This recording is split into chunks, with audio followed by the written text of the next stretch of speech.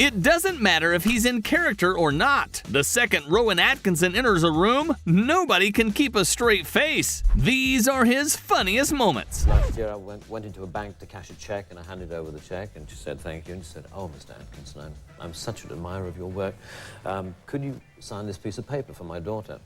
So I signed the piece of paper and I handed it back, and she took it back, she put it one side, and she looked at my check and she said, "Now, do you have any means of identification?" And you think, well... You see your face as your greatest asset, your facial dexterity. You know, one doesn't like to be labelled a face puller because you feel as though if you have got a face that, you know, that malleable and one can go like that, you know, you can twist about it. That you feel that people are going to assume that you're just, you know, that's all you can do, and if in doubt, go, you know, and someone will laugh. Yeah. It's not often you see Mr. Bean get a taste of his own medicine, but when he misplaced his personal diary, this host took full advantage of it. I found this one. I believe it's your diary, right? That's my diary. Yeah, it is. And you know what? It says here on page 1, if I have been silly enough to mislay this diary, please return it to Mr. Bean. And P.S. a £5 reward would certainly not be out of the question. You owe me £5 if you want it.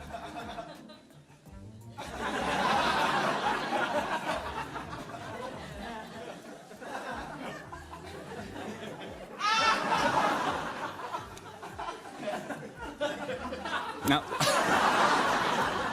I mean, what about the mugging, the pulling of faces in Bean? I mean, did you do that as a routine? Was that part of it? Yeah, that started when I was, when I went to University at Oxford, really. That's when I started doing entirely visual stuff. And for the first time ever, when I was about 20, whenever that was, I remember, standing in front of a bathroom mirror and just sort of gurning, I suppose, just pulling faces for the sake of it. Like how? And it was, just sort of going, just suddenly, very extreme. It was the work of the moment. It's safe to say having one of the most recognizable faces on Earth leads to some strange encounters. Rowan's favorite happened in a Land Rover parts department. I was standing around with a group of guys, and I could see this guy doing that. And he came up to me after a while and he said, "Excuse me, has anyone ever told you that you're the absolute spitting image of that Mr. Bean?" And I said, "Well, actually, I am the actor who plays Mr. Bean." And he said, "I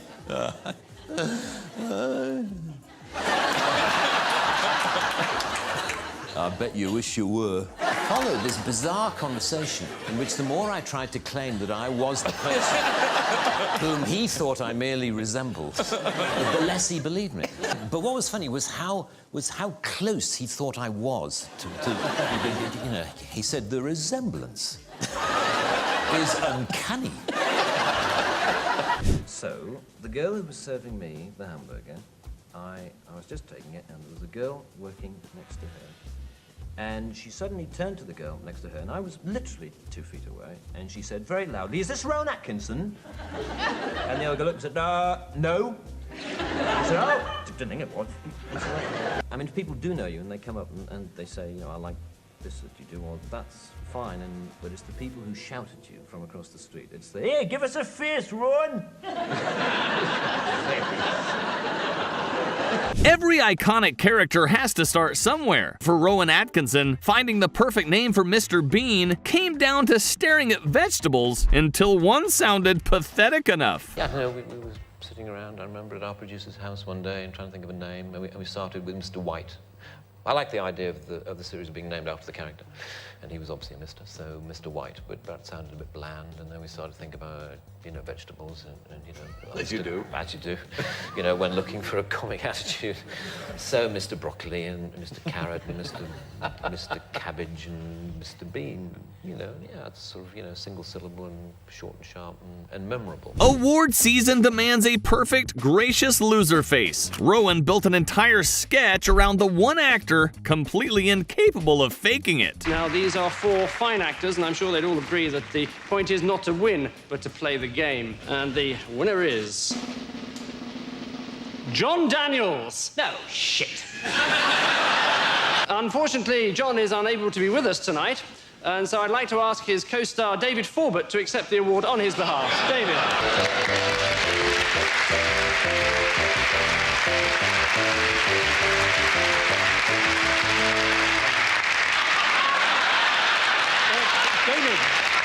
Can you give us a little of Mr. Bean shaving? I don't want to put you on the spot here. Yes. Yes, okay, yeah, it's in the movie. This is how Mr. Bean shaves. Okay, ready? One shave.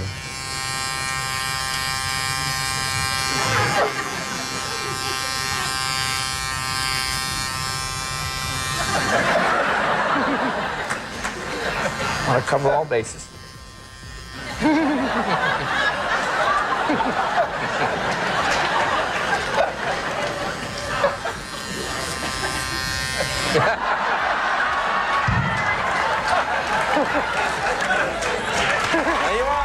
When you perform live for Prince Charles, you're expected to play it safe. Naturally, Rowan opened his set as the devil, taking attendance in hell. I am the devil. Good evening. But you can call me Toby, if you like. We try to keep things informal here, as well as infernal. That's just my little joke. You're all here for eternity, which I hardly need tell you is a heck of a long time. But for now, I'm going to have to divide you up into groups. If that's okay. Can you hear me at the rack? Well, if you'd stop screaming, that would help. Now, murderers. Over here, please. Thank you very much indeed. Looters and pillagers, over here, please. Thieves, if you could join us. And lawyers, you're in that. Come down there. Yes, there's plenty of room. If the hedge fund managers would just move along a tiny bit. There we go. How did your flight go? Oh, it was fine, thank you. Good. What brings you to Copenhagen? Well,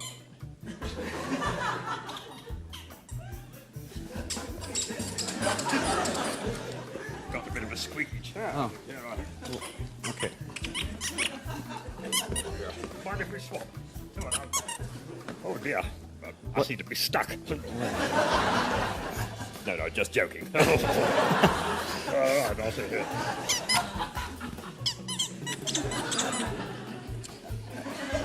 Oh. You've got some very squeaky chairs in here. Well, I'll. Well, tell you what, let's, Could we get another chair, we please? have another chair, please. Yes.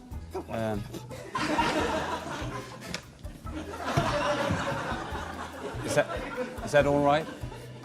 Well, it's a bit pathetic, actually, but I suppose it'll have to do.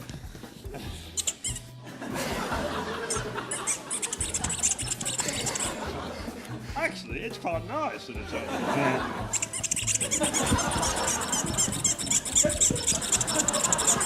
Bean doesn't really do introductions. Conan found that out before his guest even said.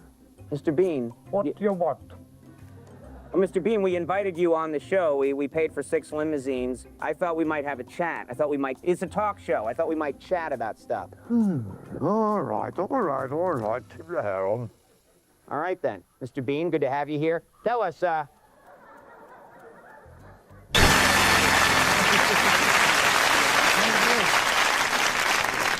was saying there, Rowan, it is a fact that...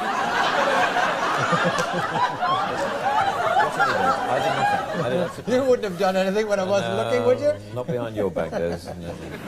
Obviously, taking out a girl for the first time is a very complex issue. The first crucial step is having arranged to pick up your date and not to look like a complete idiot when she opens the door.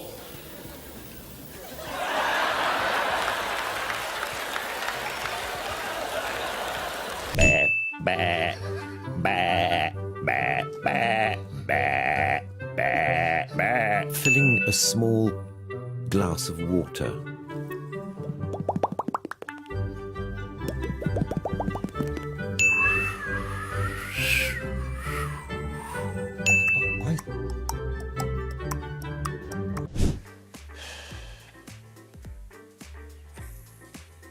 Well, yeah, well, just use your eyes. Just use your... Just open your eyes and use them.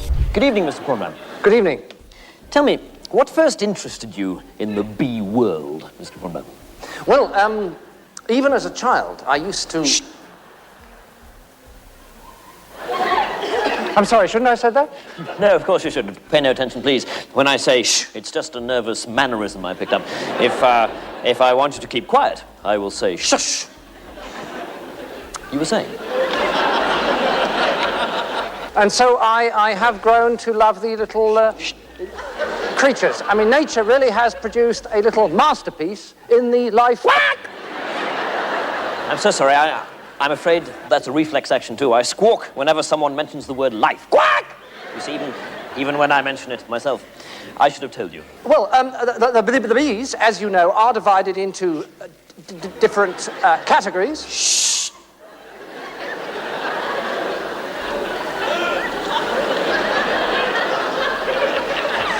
The queen bee and the worker bee, whose lifespan... Quack!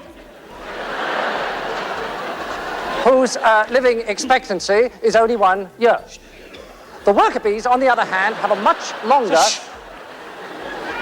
Do you want me to stop? Yes, you were just about to say life. Quack! I wasn't. Oh, I'm so sorry. Please, continue. Well, as I was saying, the worker bees do have a much longer life. Quack! I'm sorry, it's just...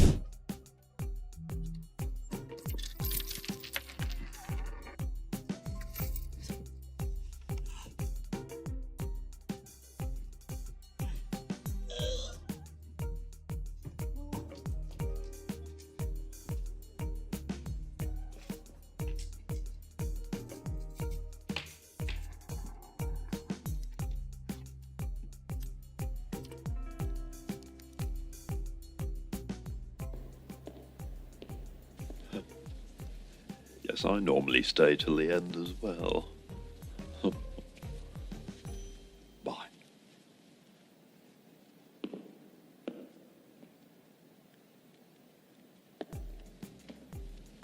You can go now if you wish.